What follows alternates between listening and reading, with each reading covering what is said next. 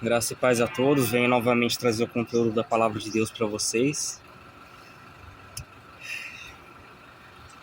O capítulo de hoje vai se encontrar em Romanos 9, ok? É o Romanos 9 completo, tá? São 33 versículos. Ao longo deles eu vou explicando, tá? Diz o seguinte: em Cristo digo a verdade e não minto, dando-me testemunho a minha consciência no Espírito Santo. Tenho grande tristeza e contínua dor no meu coração, porque eu mesmo poderia desejar ser separado de Cristo, por amor de meus irmãos, que são meus parentes segundo a carne, que são israelitas, dos quais é a adoção de filhos, a glória, os concertos, a lei e o culto e as promessas, dos quais são os patriarcas e dos quais é o Cristo segundo a carne, o qual é sobre todos, bendito eternamente. Amém. Então, na visão da predestinação, de Deus escolher antes da fundação do mundo, nessa visão, o que ela gera em nós com relação àqueles que se perdem, àqueles que não serão salvos? Tristeza, ok? Tristeza, é basicamente isso. Tanto que, se não me engano, em Ezequiel 18,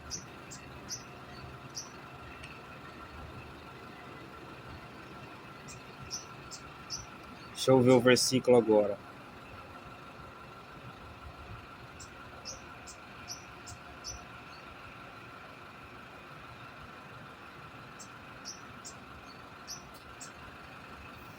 Aqui, verso 23.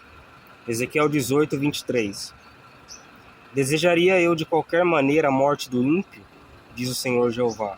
Não desejo, antes que ele se converta dos seus caminhos e viva. Ele faz duas perguntas. Desejaria eu a morte do ímpio? A primeira pergunta. E a segunda pergunta é: não desejaria antes que ele se convertesse de seus maus caminhos e vivesse? A segunda pergunta.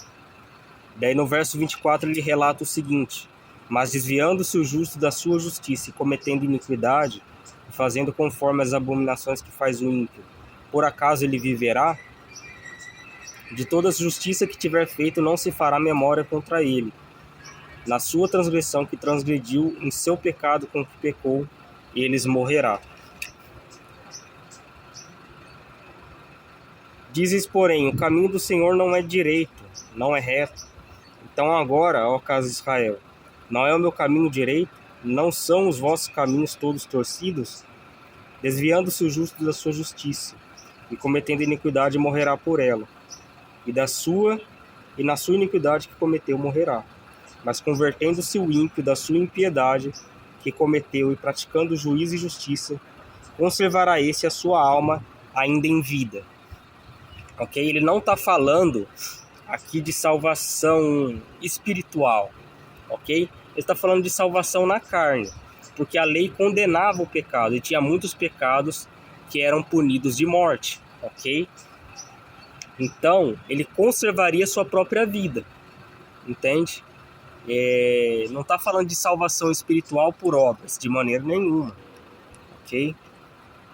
Mas eu só queria destacar o verso 23, que Deus ele não se alegra com aqueles que perecem, que vivem uma vida de condenação.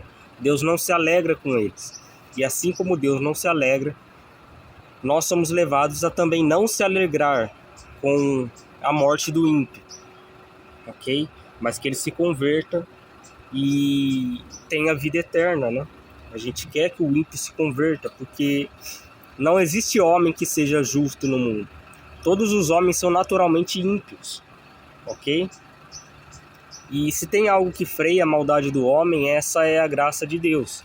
Se Deus não derramar a graça dele, todos os homens teriam uma tendência a fazer como Hitler fez, ok?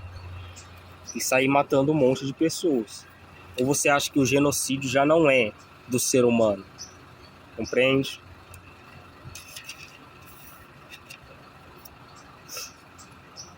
Na verdade, o ser humano ele é assassino por natureza, ok? Ele não gosta de ouvir a verdade, mas gosta de usar a verdade como arma, né? Não que a palavra de Deus tenha falhado, porque nem todos que são de Israel são israelitas de fato. Nem por serem descendência de Abraão são todos filhos de Abraão, mas em Isaque será chamada a sua descendência. Isso é, são os filhos da carne. Isso é, não são os filhos da carne que são filhos de Deus, mas filhos da promessa são contados como descendência. Porque ele usou a comparação aqui primeiramente de Isaque e Ismael, né? Ismael foi o primeiro filho de Abraão. E Ismael, ele não herdou a promessa que seria dada a Isaque, ok? Deus não deu a promessa a Ismael, deu a promessa a Isaque, ok? Então, basicamente, não é aquele que tem uma ligação natural com Abraão, com os profetas, que será salvo, entende? É basicamente isso que ele está querendo dizer. Porque se fosse assim, somente os israelitas seriam salvos e nós, gentios, não teríamos esperança nenhuma, ok? Isso é, não são os filhos naturalmente de sangue, né, que são filhos de Deus, mas os filhos da promessa são contados como descendência. Porque a palavra da promessa é essa, porque por esse tempo virei e Sara terá um filho.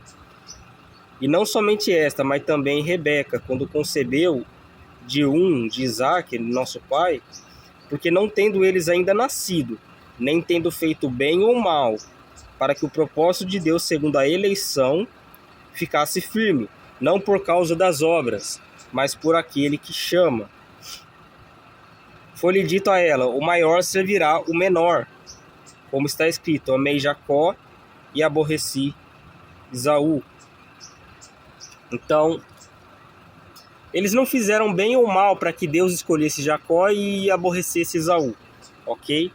Eles não fizeram nada, nem tinham nascido ainda, ok? O mundo ainda nem havia sido criado quando Deus elegeu Jacó e não Esaú, ok?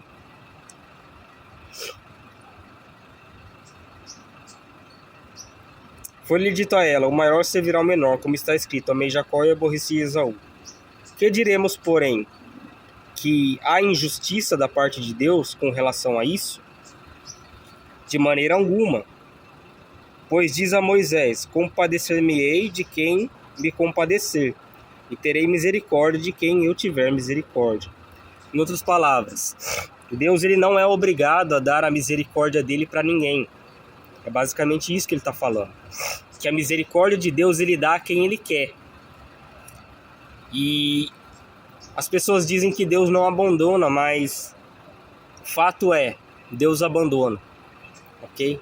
Deus deixa o homem, Deus, quando ele deixa o homem fazer o que ele quer, ele já entregou o homem à própria sorte, ok? Ele já entregou o homem para fazer o que ele quer.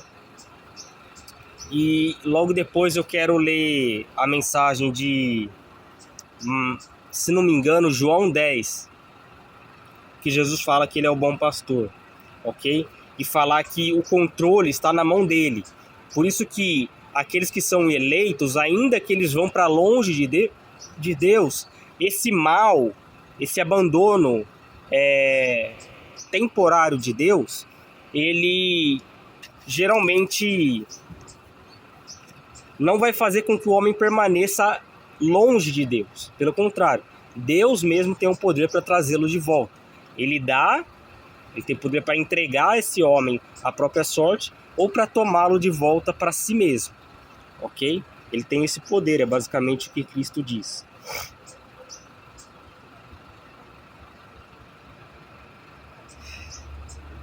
Assim, pois, isso não depende do que quer, entre aspas, ser salvo, né?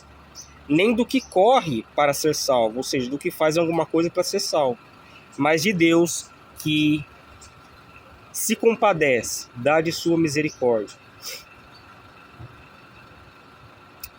Ou seja, a salvação, ela, apesar de ser individual, ela depende unicamente e exclusivamente de Deus salvar esse homem, e não que esse homem por si só conseguirá ser salvo, ok? Desde o começo da palavra de Deus até o final dela, você vai perceber que a autossuficiência do homem é tirado. O homem que é orgulhoso, o homem que é soberbo, Deus resiste a ele, como um inimigo resiste ao outro inimigo. Compreende? Tanto que fala que o orgulho precede a queda e a soberba a ruína. Compreende? Então, uma das maneiras de Satanás fazer a gente, vamos dizer assim, uma das maneiras que nós temos a perder, a fazer a vontade de Satanás, é quando a gente não enxerga o nosso próprio pecado, ok? A estratégia mais utilizada, que muitas pessoas, até pessoas do mundo, conseguem entender que são pecados, é quando elas fazem a prática do pecado, ok? Mas e quando você não faz a prática do pecado? Quer dizer que você não pecou? Pelo contrário, você pecou, ok? Porque as pessoas não consideram que seus maus pensamentos são pecados, mas pelo contrário, a palavra de Deus diz que até os maus pensamentos são pecado, ok? Caso contrário, olhar e cobiçar uma mulher não seria pecado, entende? E as pessoas falam, mas Jesus falou que se olhar uma mulher para cobiçá-la, você já adulterou com ela em seu coração. E as pessoas acham que esse versículo se aplica apenas em caso de adultério. Não, ele se aplica em qualquer tipo de cobiça, qualquer tipo de inveja que o homem tenha do outro. Quer seja inveja por um carro que o outro tem, quer seja inveja pela empresa do outro, quer seja inveja por qualquer outra coisa. A Bíblia fala, não cobice nada do seu próximo, absolutamente nada, ok? E é da cobiça que surge o primeiro pecado, ok? O pecado de Adão e Eva, você pode perceber ali. Olhou Eva que o fruto era cobiçável para alcançar a sabedoria. E através dessa cobiça, desse desejo, Eva pecou, ok? Onde começou o pecado no coração de Eva, então? Começou na cobiça, ok? Não começou no desejo de Eva comer. Porque o que Deus disse não toque no fruto, ou seja, não tenha intenção de tocar no fruto, e nem dele coma, ok? Essa foi a ordem de Deus.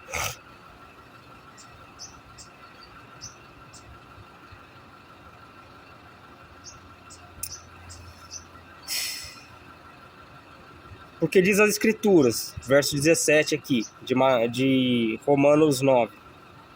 Porque diz a Escritura a Faraó, para isto mesmo te levantei, para em ti mostrar o meu poder e para que o meu nome seja anunciado em toda a terra. Ou seja, Deus fez isso para que o nome do verdadeiro Deus se espalhasse por toda a terra, né? Os feitos dele.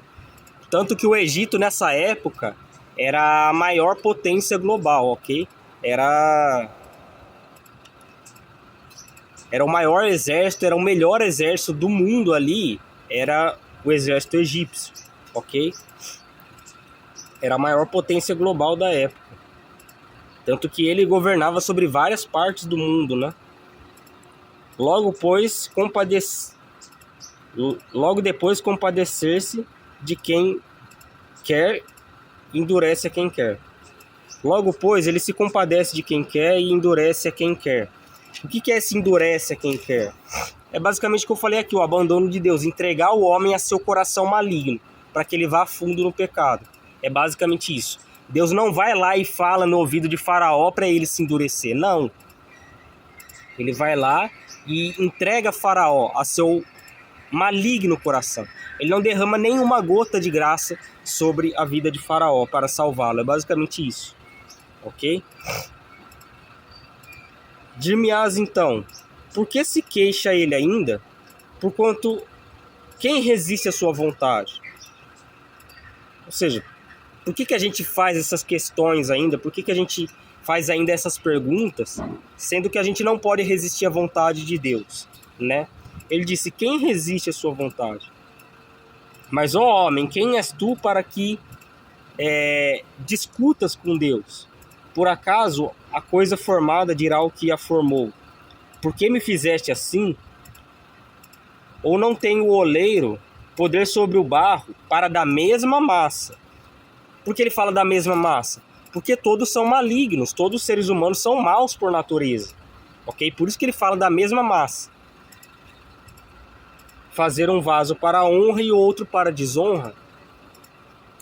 E que direis se Deus, querendo mostrar a sua ira e dar a conhecer o seu poder, suportou com muita paciência os vasos destinados à ira, isso é, ao inferno, preparados para a perdição. Isso é, os que ele não escolheu, mas ao mesmo tempo ele se entristece por esses, ok? Para que também desse a conhecer as riquezas da sua glória nos vasos de misericórdia, para que glória já dantes preparou, os quais somos nós, a quem também chamou, e não só dentre os judeus, mas também dentre os gentios. Ok. Aqui, ele está falando que há alguns vasos, ele derramou a sua medida de graça para que os outros vasos, destinados à ira, entendessem perfeitamente, entende? Visse Cristo em nós, a fim de serem salvos, ok? E imitando o mesmo exemplo que nós, mas muitos se fizeram rebeldes, não quiseram dar ouvidos à voz do Senhor. É basicamente isso. E por isso Deus os entregou à própria sorte. Como também diz em Oséias: chamarei meu povo ao que não era meu povo, e amada a que não era amada. E acontecerá que no lugar em que lhes foi dito: vós não sois meu povo, aí será chamado filhos do Deus vivo. Também Isaías clamava acerca de Israel: ainda que o número dos filhos de Israel seja como a areia do mar, o remanescente é o que será salvo. Porque o Senhor executará a sua palavra sobre a terra, completando-a e abreviando-a. E como antes disse Isaías: se o Senhor dos exércitos não deixara descendência a nós, teríamos sido feitos como Sodoma e seríamos semelhantes a Gomorra em sua destruição, né? Que diremos, porém? Que os gentios que não buscavam a justiça alcançaram a justiça? Sim, mas a justiça que é pela fé. Mas Israel, que buscava a lei da justiça, não chegou à lei da justiça? Por quê? Porque não foi pela fé, mas como que pelas obras da lei. Tropeçaram na pedra de tropeço.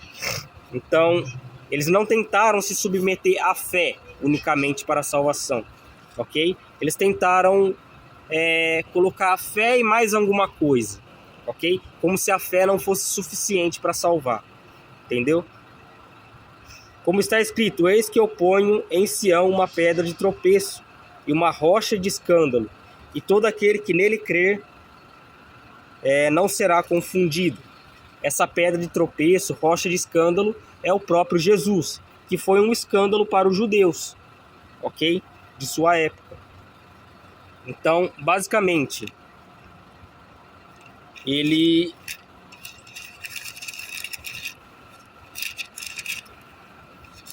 foi essa rocha de escândalo, tanto que ele fala que ele é a pedra angular, né? A pedra que os construtores rejeitaram, essa veio a ser a principal pedra angular. Quem são os construtores ali? Os próprios fariseus, entende? Aqueles que desprezam Cristo, né?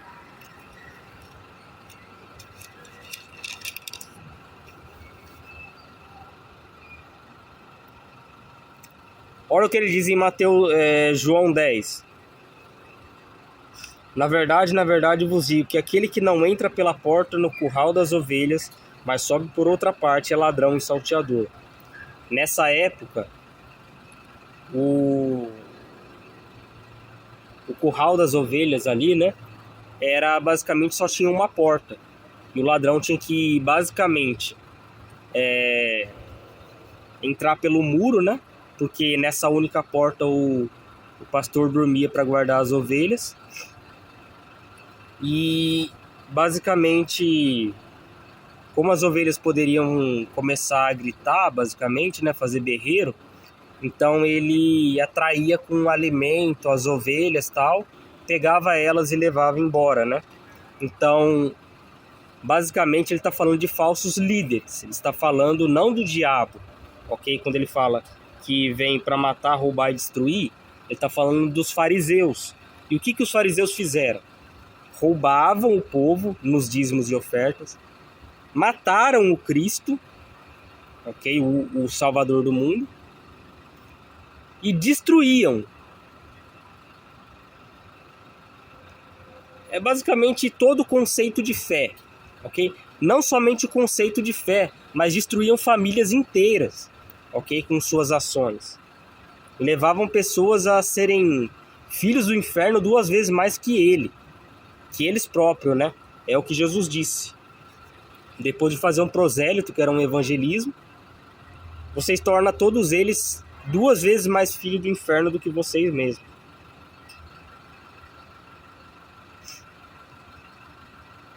Ele diz, aquele porém que entra pela porta é o pastor das ovelhas. Ele está se referindo como o próprio pastor. O pastor aqui é Cristo, tá?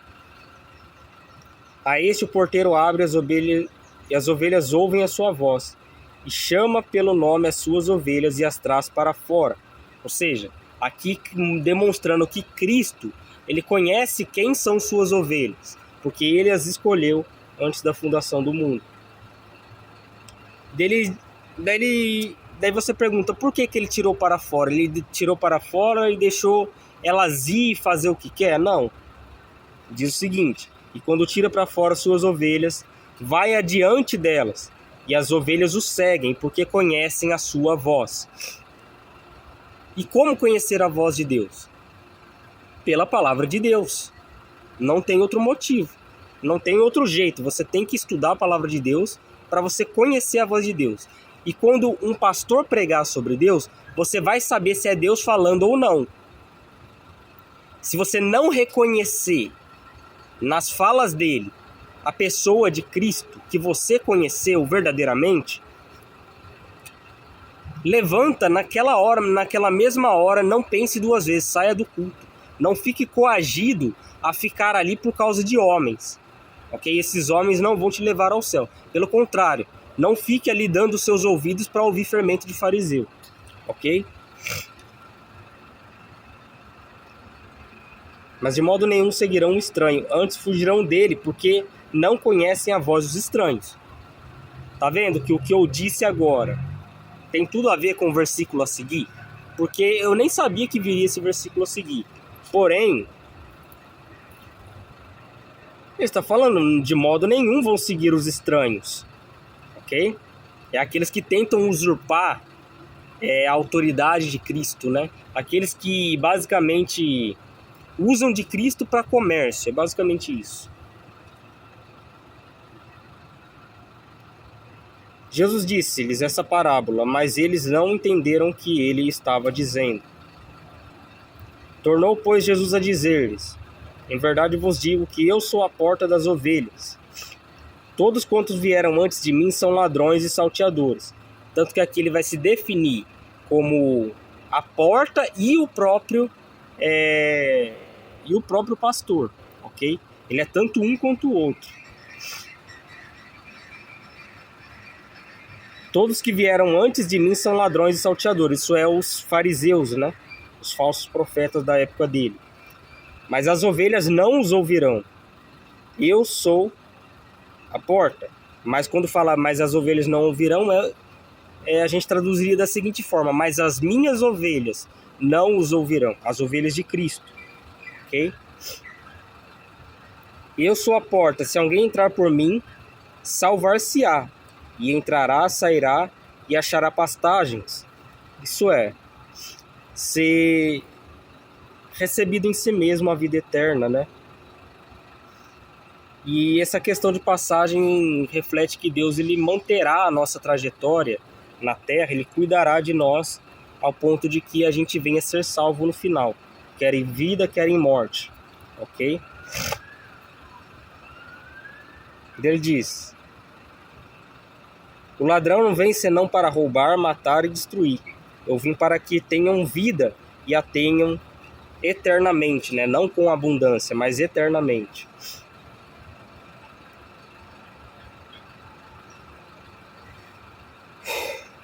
Esse ladrão que vem senão roubar, matar e destruir, eu já falei, são os fariseus. Eu sou o bom pastor dá sua vida pelas ovelhas. E ele literalmente deu sua vida na cruz.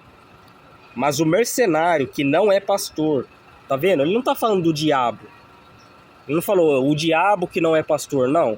Ele fala o mercenário. Quem que é esse mercenário? Aquele que faz da fé das pessoas um comércio. É basicamente isso, um falso profeta. Mas o mercenário que não é pastor, de quem as ovelhas não são dele, vê vir o lobo e deixa as ovelhas. Isso é, Satanás vem, destrói a vida da pessoa e ele não tá nem aí, ele só tá aí com o dinheiro. E foge, e o lobo as arrebata e dispersa. Ou mata elas, né? Ou Satanás consegue levar essas almas ao inferno. Ou deixa as ovelhas divididas entre a verdade e a mentira, e elas não sabem discernir a verdade e a mentira, o que é tão ruim quanto morrer e ser condenado.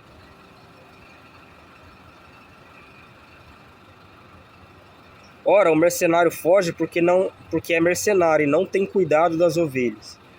Eu sou bom pastor e conheço as minhas ovelhas, e das minhas próprias ovelhas sou conhecido.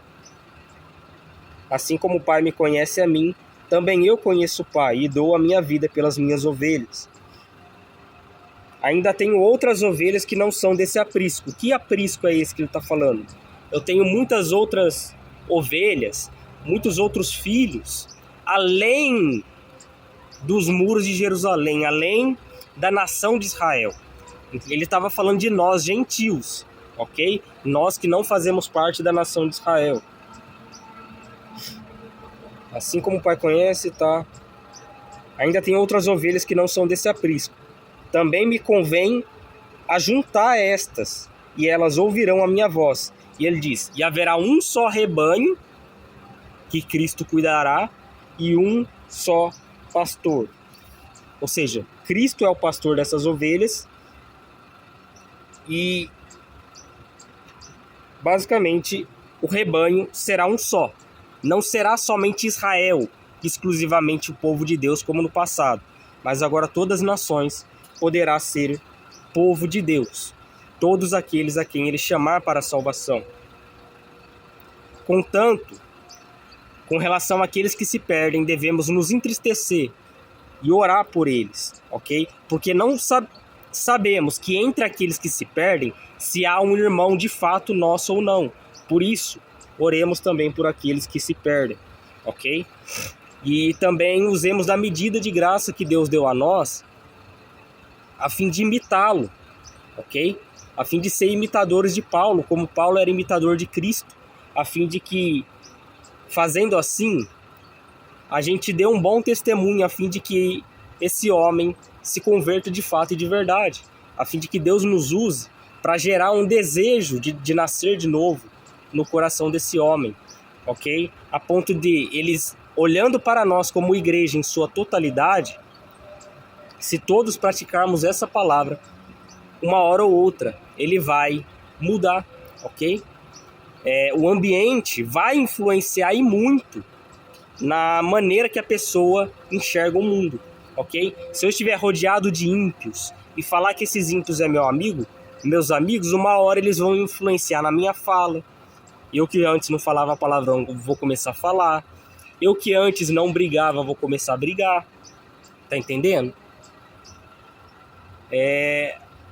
Com o tempo, você vai deixando essas coisas entrar dentro de você. Mesma coisa as pessoas que vão no mundo, ok? Que vêm do mundo para a igreja. Se ela vê que na igreja tem de fato verdadeiros cristãos, como que Jesus disse que o mundo reconheceria que somos de fato filhos de Deus? Quando eles olhassem para nós e vissem que nós amamos uns aos outros. Aqui ele está falando amor de irmão para irmão, ok? Um irmão espiritual para outro irmão espiritual, basicamente isso. Por isso o Pai me ama, porque dou a minha vida para tomá-la, ok? Ou seja, ele deu a vida dele para nos salvar, porque basicamente se ele não desse a vida dele, nós não seríamos salvos. Ninguém tira ela de mim, mas eu de mim mesmo a dou. Tá vendo? As pessoas acham que o homem, que Satanás, que as tribulações, as angústias desse mundo, essas coisas podem tirar o homem das mãos de Deus, que Deus não é poderoso o suficiente para guardar as suas ovelhas. Pelo contrário, ele a entrega de livre e espontânea vontade. E quando ele quiser tomar de volta para si mesmo, ele toma. Tá entendendo? E a predestinação, tanto no Velho Testamento quanto no Novo, é o homem se sujeitando à soberania de Deus, de que Deus ele é soberano sobre o bem e sobre o mal. Ele controla tanto o mal que acontece na nossa vida, quanto o bem que acontece na nossa vida. Como, por exemplo, ele não permitiu que Satanás matasse Jó, ok? Mas que tocasse em tudo que Jó tivesse. Até mesmo na saúde dele. Ninguém tira ela de mim, mas eu de mim mesmo a dou. Tenho poder para dar e também para tomar ela de volta. Esse mandamento eu recebi de meu pai. Tornou, pois, a haver divisão entre os judeus por causa dessas palavras. E muitos deles diziam, tem demônio e está fora de si, por que o ouves? Diziam outro. Outros diziam, essas palavras não são de endemoniado. Pode, por acaso, um demônio abrir os olhos dos cegos? Né?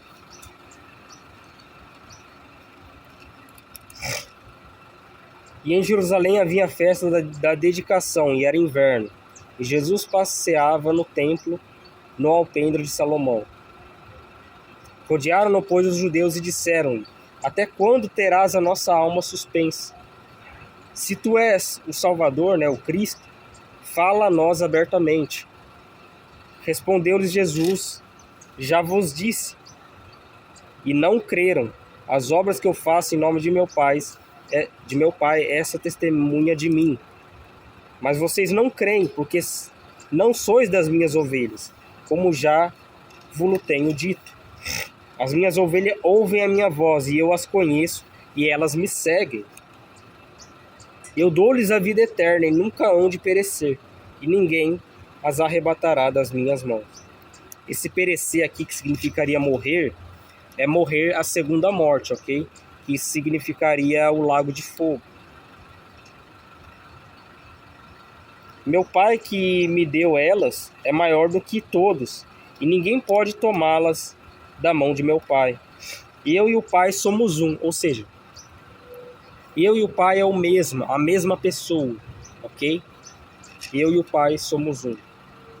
Em outras palavras, Deus ele desceu à terra na forma de seu filho para se portar como filho, a fim de dar o exemplo a nós. Mas se ele quisesse, ele não precisaria se portar como filho.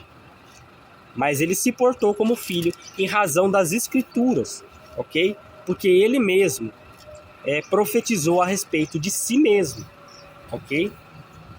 Então o próprio Deus deixou o seu trono e ao mesmo tempo não deixou, porque ele é onipresente, ok? E ao mesmo tempo ele não deixou. Deixou e não deixou o seu trono. Como você vai entender isso com razão humana? Não tem como.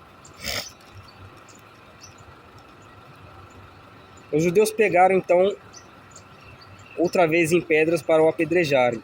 Respondeu-lhe Jesus, tenho-vos mostrado muitas obras boas procedentes de meu Pai. Por qual dessas obras vocês me apedrejarão? Os judeus responderam, dizendo, não te apedrejaremos por obra boa alguma, mas pela blasfêmia, porque sendo tu homem, te fazes Deus a ti mesmo. Respondeu-lhe Jesus, não está escrito na vossa lei, eu vos disse, sois deuses? Pois se a lei chamou deuses aqueles a quem a palavra de Deus foi dirigida, e a Escritura não pode ser anulada, a quem o Pai santificou e enviou ao mundo, vocês dizem, blasfemas porque disse, sou filho de Deus? Olha, essa passagem se encontra em Salmos, ok? Não vou lembrar os Salmos agora, mas lá vai dizer o seguinte: vós sois deuses e todos vós filhos do Altíssimo, porém morrereis como os homens mortais. Aqui estava falando a respeito dos príncipes desse mundo, ok? Aqueles homens arrogantes e orgulhosos que se achavam deuses na terra, entende? E é uma palavra trazendo juízo sobre eles. Vós sois deuses, mas morrereis, como qualquer homem. Entende? Qualquer mortal, vocês morrerão. O que ele está querendo dizer é que o homem foi formado à imagem e semelhança de Deus. Ok? E essa imagem, essa semelhança, ela é preservada até os dias de hoje. Ok? Porém, o pecado corrompeu a semelhança das ações do homem. Ok? Mas o homem continua sendo a imagem de Deus, porque Deus o formou assim, ok? Então, é basicamente isso. Ele não está falando que nós somos deuses no sentido de que agora nós podemos receber adoração. Não, pelo contrário. Fala que você não se pode curvar a estátuas, você vai se curvar a homens. Entende? Se nem fazer a estátua para a própria adoração você pode fazer, imagina então se curvar diante de homens. Entende? Não faz sentido. Se não faço as obras de meu Pai, não acredita em mim.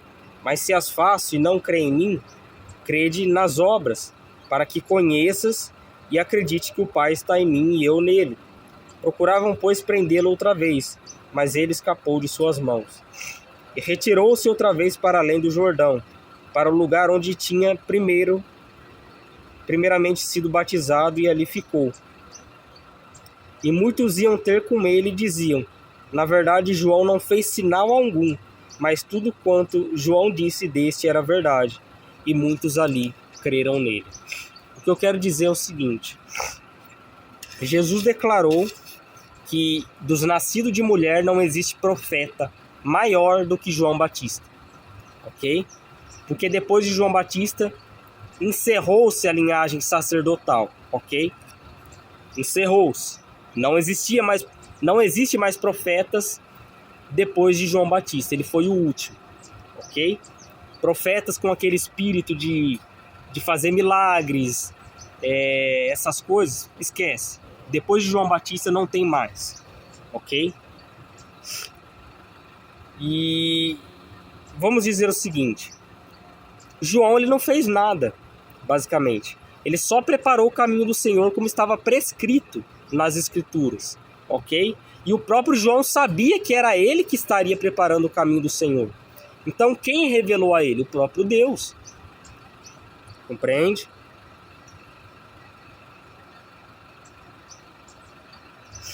E muitos ali falavam o seguinte: na verdade, João Batista não fez sinal nenhum.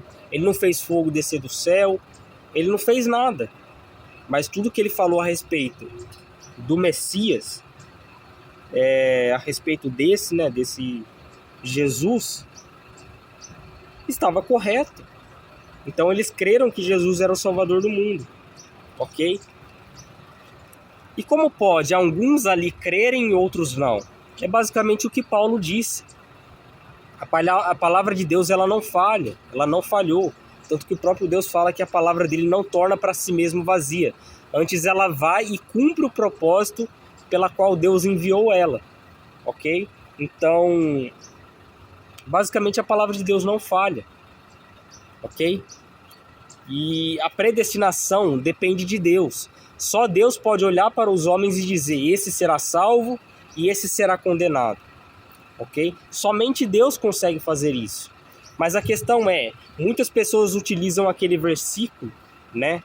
Os primeiros capítulos ali de Mateus 7, né? Versículo 1 até o 6, para dizer que a gente não pode julgar ninguém. A gente, por ser imperfeito, a gente não pode basicamente julgar ninguém. Ali não está falando de julgamento, ok? Ali está falando de repreensão. Olha só o contexto: não julgueis para que não sejais julgados.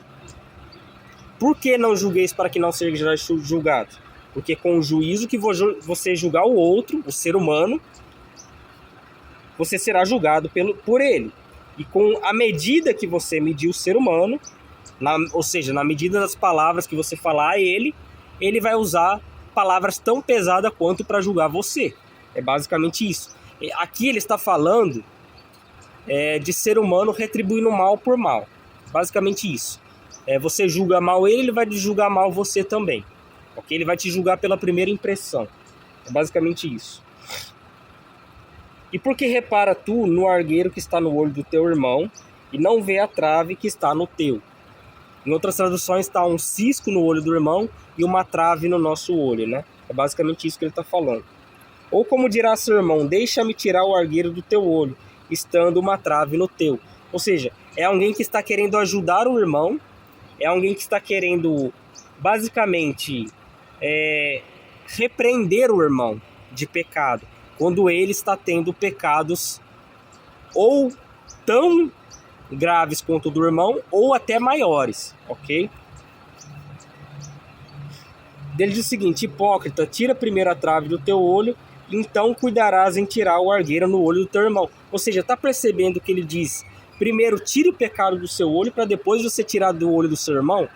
Ou seja, então, se você estiver aplicando a repreensão correta a si mesmo, primeiramente, se você estiver se autocorrigindo e voltando para Deus, ele está dizendo, e verdadeiramente confessando o seu pecado de todo o coração, ele está querendo dizer, aí sim você está apto para repreender seu irmão e ajudá-lo a livrar-se de seu pecado. É basicamente isso. Agora, o verso 6 é o que dá total sentido ao texto, do porquê que está falando de repreensão, ok? Olha o que está escrito: não dê aos cães as coisas santas, nem deite aos porcos as vossas pérolas. Seria a palavra do evangelho, né? A palavra de Deus. Para que não as pisem e voltando se vos despedacem. É basicamente o que Salomão falou na palavra de Deus em Provérbios. Repreende o tolo e você levará a afronta dele sobre si. Ou seja, se você repreender o homem tolo, ele vai brigar com você, ele vai debater com você, mas ele não vai querer mudar. É basicamente isso.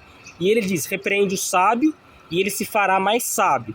Ou seja, ele está querendo dizer aqui que a repreensão gera no coração do verdadeiro homem sábio diante da palavra de Deus um arrependimento sincero, ao ponto de que a sabedoria venha aumentar. Ele se torna mais sábio com isso. E quando ele passar pela mesma coisa, tempos a seguir, ele vai saber como lidar com aquilo, ok? Ou seja, você pode repreender o sábio e ele se tornará mais sábio, mas se você repreender o tolo, ele não vai querer saber de repreensão, ele vai querer continuar no pecado dele, é basicamente isso. Ele desprezará as coisas santas, e a palavra de Deus é santa. Assim como o cão não consegue reconhecer algo sagrado de algo imundo, porque o cão ele come as próprias fezes, ele come até o próprio vômito, o cão. Então, basicamente, ele não sabe nem reconhecer o que é imundo e o que é puro em si mesmo, entende? Então imagina reconhecer o que é sagrado e o que não é. Quer um exemplo disso na nossa sociedade? Casamento é algo sagrado ou é algo imundo para os homens? É algo imundo, porque a cultura ensina a eles que casamento é uma desgraça. E eles mesmos enxergam o casamento como uma desgraça. Mas diante de Deus é o quê? É uma bênção e é sagrado para Deus. Todo aquele que fala contra o casamento, fala contra Deus e contra a palavra de Deus. Uma vez que para Deus, ele instituiu o casamento. Ele é o autor, o criador do casamento. E ele, desde já, criou o casamento para que seja uma única vez. O homem e a mulher para a vida toda. Ok? Basicamente isso. E os homens, hoje em dia, como você pode ver, tem até reportagens falando de pessoas que deram carta de divórcio uma para outra por causa de time de futebol. Amava mais o time de futebol do que o próprio cônjuge. Daí acabaram separando por causa de desavença de time de futebol. Olha que besteira. E, em verdade, segundo a palavra de Deus, eu digo o seguinte: estes que separaram dessa forma, se não houve adultério entre eles, então eles estão adulterando até hoje. Ok? Eles estão adulterando até hoje. Porque fala que o homem que entregar carta de divórcio à sua esposa, a não ser por causa dela ter traído ele torna ela adúltera. E quem se casa com ela comete adultério.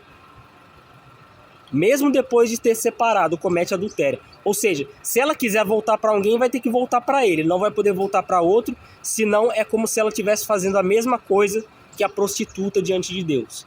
Deus olha para ela como se ela estivesse tendo as mesmas ações de uma prostituta. Entende? Agora, Deus só permite a separação quando a mulher adultera. Tanto que dá para perceber ali que ele não fala da mulher dando carta de divórcio. Ou seja, o interessante é, somente o homem poderia dar a carta de divórcio. Entende? É o que o texto dá a entender, que somente o homem poderia dar a carta de divórcio. Mas ao mesmo tempo, se ele agredisse sua esposa, fizesse qualquer outra coisa que a lei não permite, ele poderia sofrer até a própria morte, ok? Dependendo do crime dele. Ele poderia sofrer até a própria morte. Então, a lei de Deus protege as mulheres e protege os homens também, ok? Então, não acha aqui que ele está falando basicamente de você não poder julgar ninguém, tá?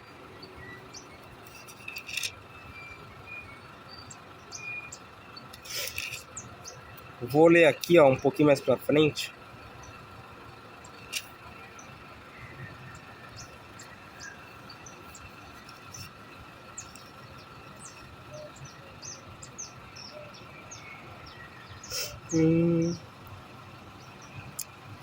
Não vou lembrar agora, mas o versículo que diz é no livro de João ainda. Mas vai dizer o seguinte: ou é no livro de João ou no livro de Mateus. Vai dizer o seguinte: não julguei segundo as aparências, mas julgai segundo a reta justiça. Como então saber julgar segundo a reta justiça? Tanto que o próprio apóstolo Paulo falou. Estava acontecendo o fato de que uma igreja, não vou lembrar qual agora, lá nas igrejas remanescentes, né? As igrejas primitivas, vamos dizer assim, estava acontecendo que um irmão levava o outro ao tribunal humano, ao tribunal de Roma, por exemplo, ou tribunal pagão, ok? Para ali julgar a causa dos irmãos. Uma causa recorrente à fé dos irmãos. E o que acontecia? Paulo dizia o seguinte: é sério que não tem um homem sábio entre vós que possa julgar a causa de vocês? Que vocês têm que pegar a causa dos irmãos e levar em público a tribunais pagãos para envergonhar o seu irmão? Assim vocês mesmos têm cometido o agravo diante da palavra de Deus e têm defraudado seus irmãos. Então, vocês mesmos têm agido com desonestidade. É basicamente isso que Paulo está querendo dizer. Porque se há homens sábios dentro da igreja para julgar a causa dos irmãos, então que julgue dentro da igreja. Ok? Se quer fazer um tribunal, então monte um tribunal dentro da igreja e apresente os fatos ali. É basicamente isso. Se há homens sábios para julgar dessa forma, então coloque e leve suas causas a homens capazes de julgar as coisas, ok? Então, aí que está. Olha como esse tribunal humano é completamente idiota, é inútil. Eles, o tempo todo, não consideram a nossa fé. Eles inutilizam a nossa fé não presta de nada diante do tribunal deles, mas eles falam, coloca sua mão aqui e jura sobre a Bíblia. Isso não é uma forma de escárnio? Isso não é escarnecer de Deus? Já que Deus não presta para nada, o que você está fazendo com uma Bíblia ali no tribunal? Pedindo para o homem jurar pela verdade. Se você não crê em Deus. Se o tribunal é laico. E laico, eles querem dizer em cima do muro, não tem religião. Como não tem religião, meu Deus do céu? As próprias leis são totalmente anticristãs, totalmente anti-humanidade, ok? O ser humano ele não tem direito nenhum. O homem, na lei desses homens perversos e depravados, ele não tem direito de porcaria nenhuma. E eles criam leis para favorecer a causa de feministas, favorecer a causa de gays, de tudo que é contra cristão, tudo que é contra princípios cristãos, ele vai aprovar. Mas o que é a favor de princípio cristão, ele não aprova. Olha, o princípio ali da liberdade de religião, de você ir ali e falar no tribunal, se um bandista, ou um macumbeiro, ou, vamos dizer assim, ou um islamita, ou qualquer outra pessoa, ali, naquele tribunal, falar que nós cristãos estamos sendo preconceituosos com a fé dele, a causa deles aqui no Brasil pelo menos, a causa deles tem 80%, 90% de ser ganha, ok? 80%, 90% de ser ganho. Agora, se nós dissermos que eles foram contra a nossa religião, sabe o que acontece? Não dá em nada. Não dá em nada. Tá entendendo? Não dá em nada para eles. E aí, no fim, é capaz de nós sair tendo que pagar eles ainda. É capaz de nós sair punido ainda. Daí você quer pegar e levar o seu irmão para um tribunal humano, um tribunal de escarnecedores, de homens depravados, incrédulos, homens desgraçados em si mesmo. É isso que você quer fazer com o seu irmão? Tá entendendo? Aonde consiste o amor de Deus nisso? Porque se você quer fazer algo justo para com seu irmão, então leve em um tribunal que em ambos os lados vai haver justiça. Não só para você, mas para o seu irmão também. Vai ser justo para ambos, ok? Porque a lei de Deus, na hora de sentenciar o homem à morte, não faz acepção de pessoas. Tá entendendo? Então, pelo fato, já vou dizer aqui, pelo fato de não haver punição de morte no Brasil, como é lá nos Estados Unidos, os homens acham que pode fazer o que quer. E sabe o porquê que eles aprovam leis a favor do bandido? Porque os próprios presidentes são bandidos, são desgraçados. Entende? Eles mesmos aprovam lei a favor deles. Ele não está nem pensando no outro. Ele está pensando nele mesmo num dia caso ele for preso. Você vê, o cara foi para a prisão, foi condenado, tinha 1 milhão de provas contra ele, arquivaram tudo, soltaram o vagabundo e tá aí governando ainda. Tá aí governando ainda. E você quer que... Você quer tratar como justiça isso? Você acha que isso é justo? Você mora ali, entre vários traficantes ali. O homem de bem prefere que o traficante morra do que alguém da família dele. Ok? Que morra pra lá. Que chore a mãe dele, não a minha. É basicamente isso. Ok? Por quê? Porque aquele que não se alegra que o homem mau é punido é tão canalha quanto esse próprio homem. Esses dois deveriam se abraçar e sair igual casalzinho pro meio da rua. É basicamente isso. Deveria se abraçar e sair igual casalzinho. E abraçado pro inferno junto. É basicamente isso. Tá entendendo? Se você defende canalha, se você defende vagabundo, você é tão vagabundo, tão canalha quanto aquele que você defende. Ok? Porque você já virou uma idolatria isso.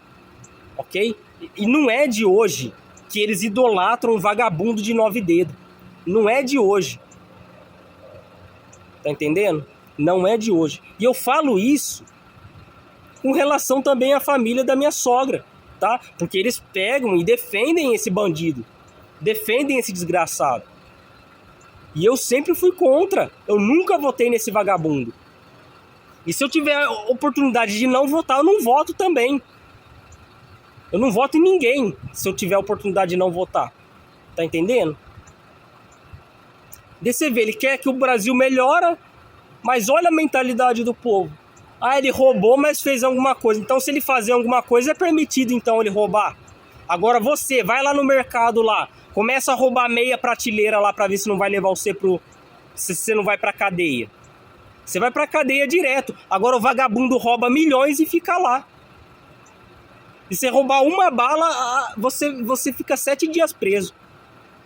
Se o vagabundo lá rouba milhões, ele fica 3, 4 meses preso, é solto e volta na presidência. Aonde que existe justiça nesse país? Portanto, se Deus não derramar a ira dele, se Deus não derramar o juízo dele sobre essa nação de homens hipócritas e maus, a gente só vai ver esse Brasil piorando.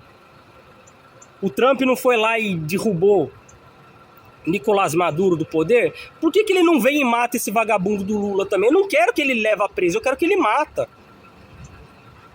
E mata ao ponto de não deixar ninguém para governar no lugar dele.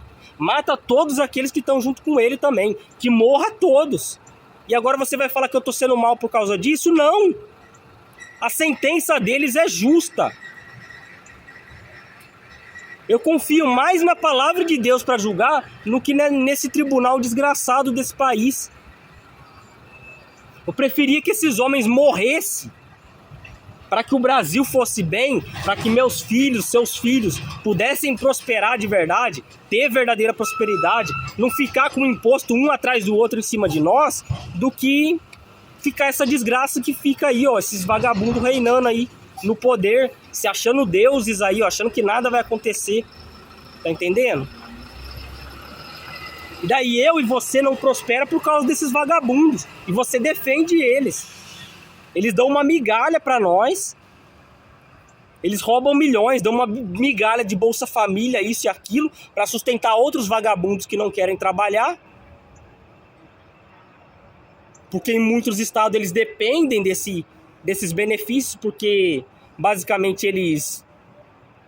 Tá entendendo? E daí tudo isso ele faz pra comprar o voto desses homens idólatras. Tá entendendo? Ele faz pra comprar.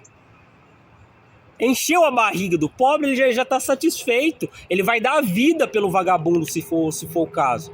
É isso. Não tinham... Eu não sou totalmente a favor do Bolsonaro. Eu não sou totalmente a favor. Porque eu já vi um monte de coisa errada. Ok? Eu já sei o quanto aquele homem não presta. Mas eu não sou totalmente contra e nem totalmente a favor. Ok? Eu sei que ele tem ideias boas, porém ele também tem um rabo preso. Ok? Essa é a verdade. Ele tem um rabo preso com muita coisa. E principalmente com aquele príncipe da Arábia lá, Mohammed bin Salman. Ele tem o rabo preso com aquele vagabundo lá. Ok? Eu falo vagabundo porque ele é um ditador, aquele desgraçado lá. Tá entendendo? E eu falo dessa palavra porque eu sei o significado dela. Ok? Se eu não soubesse o significado dessa palavra, eu não estaria falando.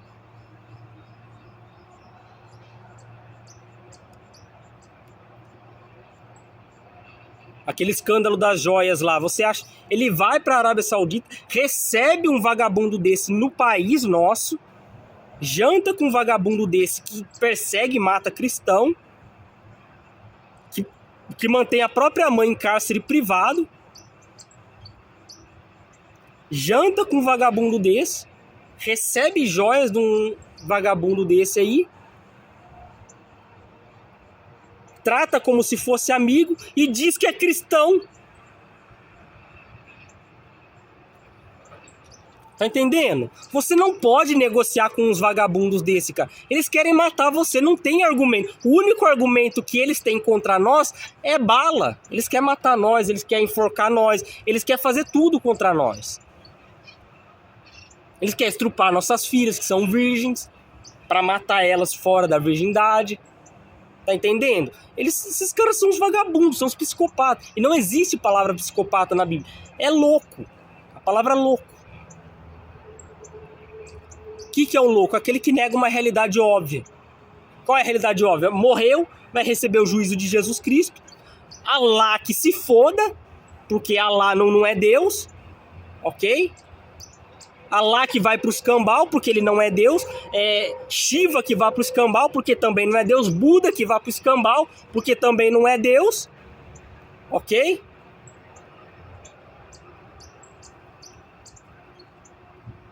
E no fim vão ser julgados por aqueles que ele mesmo perseguiu o tempo todo. E sabe qual que é a verdade? Se eu estivesse na carne lá no céu, eu ia olhar pra cara deles, eu ia rir, eu ia debochar e eu ia falar: mereceu, vai pro inferno porque mereceu. Idiota, foi lá matar um monte de cristão, foi perseguir um monte de cristão, não se converteu, não se arrependeu, então vá abraçado com o capeta pro inferno. Tchau, obrigado. Eu falaria assim. Se eu tivesse na carne lá no céu. Porque lá no céu não vai existir carnalidade em nós. Mas sinceramente, esses homens que nunca querem mudar seu pensamento, que seguem matando, assassinando, assassina 500 mil, depois é 50 mil em outro país vai lá mais 30 mil, depois lá no outro mais 10 mil, e os outros tá que se foda. Essa é a verdade. Pega a porcaria de um cachorro, meu Deus, um cachorro morre. Faz uma passeata enorme no Brasil inteiro por causa que um cachorro morreu. Quantas pessoas não morrem no Brasil? Esses mesmos vagabundos que vai fazer passeata para cachorro não faz uma passeata enorme no Brasil inteiro por uma pessoa que morre. O homem foi feito imagem e semelhança de Deus, mas o cachorro tem mais honra que o homem. O cachorro tem mais honra que o ser humano. Olha que porcaria de mundo que a gente vive. E se você é cristão, e você acha que... Se você é cristão e você acha que isso tá certo, que o mundo é um lugar agradável de se viver, que é o paraíso, então você tá tão perdido quanto aquele que tá no mundo. Se você ama esse mundo... E você acha que o mundo é um lugar bom para viver porque não acontece nada de ruim na sua casa, na sua família? Pelo amor de Deus. Se você acha normal fazer passeata enorme no Brasil inteiro para uma porcaria de um cachorro e ter 300 mortos em um lugar, em outro lugar lá mais, sei lá, 2.000 mortos, e o povo tá que se dane, o ser humano morre... E o povo tá que se dane. Mas agora o próprio cachorro morre lá, um cachorro que não presta pra nada, vamos falar a verdade.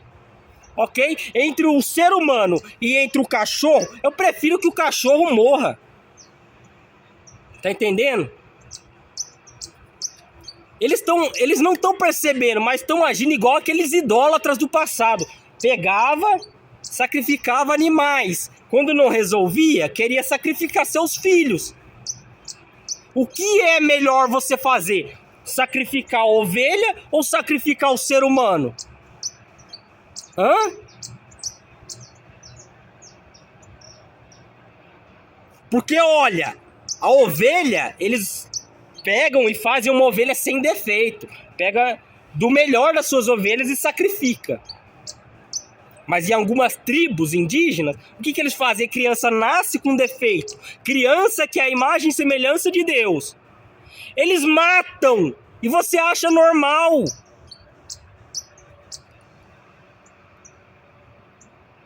Sabe o que daria vontade de fazer? Arrancar um dedinho desses vagabundos. Pegar esse vagabundo de 9 dedos. Manda na tribo lá desses caras, manda eles fazer o ritualzinho lá pra se sacrificar pros deuses dele. Ele não gosta de ser idólatra, ele não gosta de ficar lá se curvando pra Maria Padilha, se curvando pra esses deuses da macumba, praticamente. Vai lá se curvar pra esses deuses dos indígenas, vai lá virar sacrifício deles. Aparece lá com os seus 9 dedos dando benefício social pra eles. Você vê o que vai acontecer. Você vai virar o benefício deles. Eles vão comer você, a sua carne. Vai lá fazer isso com eles. Você bebe sua cachaça, fala um monte de porcaria aí e acha que tá governando bem o Brasil. Se mandassem um míssil na sua cabeça enquanto você estivesse dormindo na sua cama, eu não me importaria. Essa é a verdade.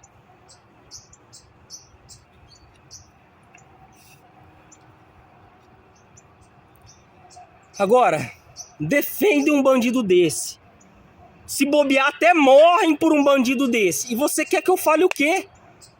Você quer que eu fique quieto? Você quer que eu veja o ser humano sendo destruído? O ser humano, que é a imagem e semelhança de Deus, sendo despedaçado, sendo humilhado, sendo escorraçado. E eles dando mais honra para um bandido de 9 dedos. Filho do capeta. E para um cachorro vagabundo que lambe o próprio vômito e que come a própria bosta. Se vocês não percebem a própria idolatria em que se encontram, então que Deus tenha misericórdia de nós mesmos. Uma ótima semana a todos, embora eu ache que depois dessa, se você está idolatrando, você não vai ter uma boa semana depois disso.